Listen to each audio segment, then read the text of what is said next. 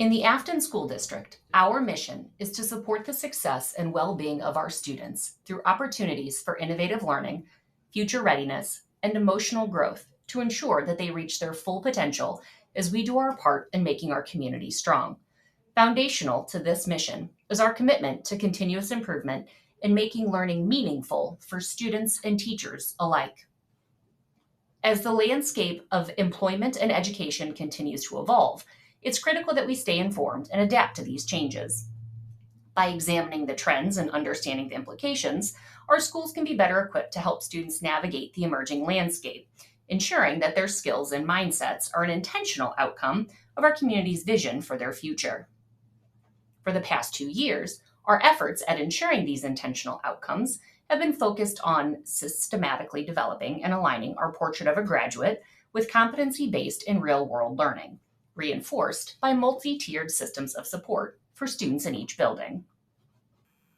Multi-tiered systems of support, or MTSS teams, enhance positive student outcomes through equitable support to committed districts and schools like Afton and the continuous development and alignment of a multi-tiered framework that integrates behavior, social, emotional, and academic domains. Successful implementation of a tiered system framework has been shown to result in a reduction in special education referrals, a reduction in out-of-school suspensions and disciplinary referrals, growth in student academic achievement, improved school climate. Affton School District's Portrait of a Graduate was designed by a team of teachers, parents, alumni, students, and community members over the course of several months during the 2022-2023 school year. This will be our guiding light to ensure each student leaves our schools ready for their future. Locally developed but globally positioned, Afton's Portrait of a Graduate consists of 6 key attributes that our graduates work towards in order to have a successful, fulfilling future. Those are adaptability, critical thinking, communication, empathy, creativity, and global citizen. Each of these skills is necessary to thrive in the ever-changing world, not just to keep up, but to take the lead. And it's through our curriculum, conversations, actions, and interactions that we can unlock the full potential of our graduates. Our work to implement Afton's Portrait of a Graduate will include a continued shift towards real-world and competency-based learning. You may recall that the Affton School District, along with 19 other districts from across Missouri, are part of a consortium, the Success Ready Students Network, that has applied for and been granted an innovation waiver by the Department of Elementary and Secondary Education. This waiver primarily provides the flexibility to develop our own APR metrics that specifically promote competency-based and real-world learning. As a side, this waiver may or may not at some point relieve these districts from the federal testing requirements in grades 3 through 8. As we continue the work of moving towards competency-based learning, it will be important that we engage students more deeply in reflection of their own learning process. To do this, we will have to ensure that students are engaged in meaningful, positive, and empowering learning focused on consistent, mastery-focused learning targets. Students will need timely, differentiated support that will allow them to set clear goals for their learning and make progress based on evidence of mastery rather than on seat time. Providing students with a clearer understanding of their own learning process will allow them to make important decisions about their own learning experiences and create more active and engaged learners. Assessments, professional learning, and curriculum all overlap and influence each other in a cyclical way. Moving into curriculum, we will define proficiency scales and their important role within the curriculum. A guaranteed and viable curriculum is the number one school-level factor impacting student achievement. And a simple definition of a proficiency scale is a learning progression with 3 levels of difficulty. The target level, which is a score of 3, the simpler content level, which is a score of 2, and the advanced content level, or a score of 4. This is an example of a proficiency or learning scale that can be used for any goal.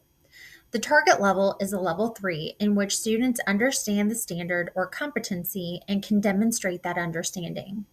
The level 2 is some understanding, and the level 4 represents a deeper and more complex level of understanding. Math curriculum was written this last summer by a group of hardworking math teachers representing all grades and math content areas. We use this as our template because it included proficiency standards. What you're seeing here is the 5th grade math curriculum, which is essentially a scope and sequence for the year. This format helps identify at a glance where each of the standards are being taught and for how long. Some standards are taught all year, and some are taught in 1 or 2 units. This curriculum includes notes at the top of Units 1, 2, and 3 for teachers to supplement some topics not covered in enough depth in their resources. This section of the template has the student-friendly proficiency scales, or I can statements, linked. And at the bottom are the corresponding teacher proficiency scales. Here are some examples. On the left is the student-friendly scale with I can statements. Students can use these to self-identify their level of proficiency and what they may need to work on to get to the next level. On the right is the teacher proficiency scale, which has the same language as the student's I can statements, but goes into further detail with examples and assessment items.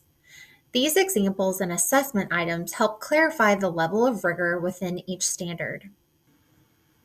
There are links also on the teacher side of the proficiency scale, which take you to the DESE website and some map released items.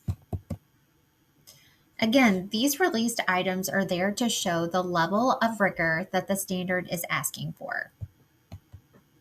And just because math is the only current curriculum written with proficiency scales, that doesn't mean they can't be used in your classroom. There are strong examples online, as well as blank templates like this one. This scale has fillable sections for content area, grade level, the title of the scale or lesson, and the priority standard. Each level under has room for you to write what students should be able to do at each level. A completed scale using this template might look like this.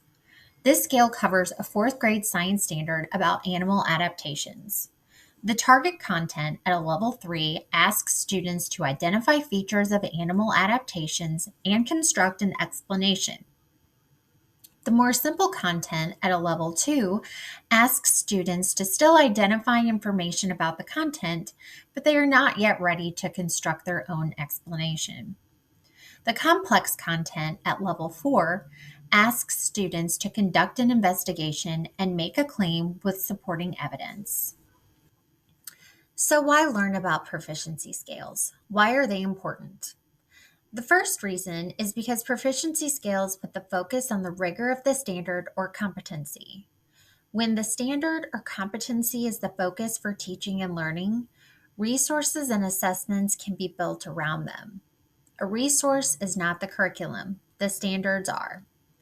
The second reason is that using proficiency scales as the center of planning provides teachers and students with flexibility. Focusing on standard mastery allows everything else to be flexible.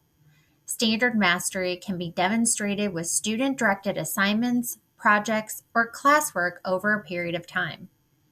Teachers who are focused on a few priority standards in each unit can build intervention groups with students who struggle to reach a level 3 or who are ready to be pushed to a level 4. Learning around proficiency scales also allows for students to have choice and voice in the best ways to demonstrate mastery. Proficiency scales also provide a structure to have academically focused conversations. A teacher and student meeting to talk about student progress along a proficiency scale provides students with concrete examples of what's needed to master a standard or competency. With this knowledge, students can set and track their own learning goals. To benefit most from proficiency scales, there are specific teacher and student actions that support the process. Teacher actions could be: the teacher has a proficiency scale posted so all students can see it. The teacher makes reference to the scales throughout the lesson. The teacher overviews the proficiency scales at the beginning of an instructional unit.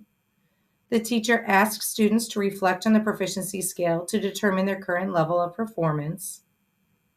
The teacher asks students to explain the meaning of the levels of the proficiency. The teacher helps students understand how the assignments and activities relate to the proficiency scale. The teacher assesses students on the learning targets within the levels on the scale. Student actions could be, when asked, students can explain the learning target of the lesson. Students can explain how their current activities and assignments relate to the learning target or targets on the proficiency scale. Students can explain the meaning of all levels of performance on the proficiency scale. Students can explain the purpose for reflecting on their current level of performance on the proficiency scale. Students can determine a personal goal for learning related to a proficiency scale, and students can track their progress to a personal goal. Please take a look at the following examples from a St. Charles Elementary School. Last year, teachers took the time to work out learning progressions across all grade levels for 7 standards. This year, they are working on reading. As we dive into this push towards a more competency-based approach to learning, we anticipate there will be many questions along the way, and so we've tried to answer a few of them here. First, are we required to use proficiency scales? The simple answer is no, but perhaps more accurately, not yet. Currently, we have small groups of teacher leaders implementing proficiency scales, and their feedback will help inform the planning process for how we make this transition as a district. Second, will we have to use them? If so, when? Again, this is still in the planning stage, and we expect this to be a multi-year process. At this point, the proficiency scales aligned to the Missouri Learning Standards are primarily in place for math that were purchased from an outside vendor. And finally, do we have to use these scales? Regardless of whether future proficiency scales are created locally or purchased from an outside source, it will be vital that they are aligned with not only the Missouri Learning Standards, but also with our Portrait of a Graduate and locally developed curriculum, meaning there will have to be a systemic and continual review process in place. Looking into spring semester, the Curriculum Advisory Committee will continue this work by reviewing the goal for competency-based learning and reviewing recent math curriculum writing. The Curriculum Monitoring Committee will be trying out a proficiency scale in an upcoming math unit and then debriefing that experience as a group in the February meeting. In December, the learning team applied for a grant through DESE to fund competency-based learning for the next 3 years. We hope to receive feedback on this grant in the month of January. The Professional Development Committee will be reflecting and planning future professional learning that aligns with curriculum and assessment needs. If you have any questions about this future work or any of the topics that you've learned about today, please don't hesitate to reach out to the members of the learning team.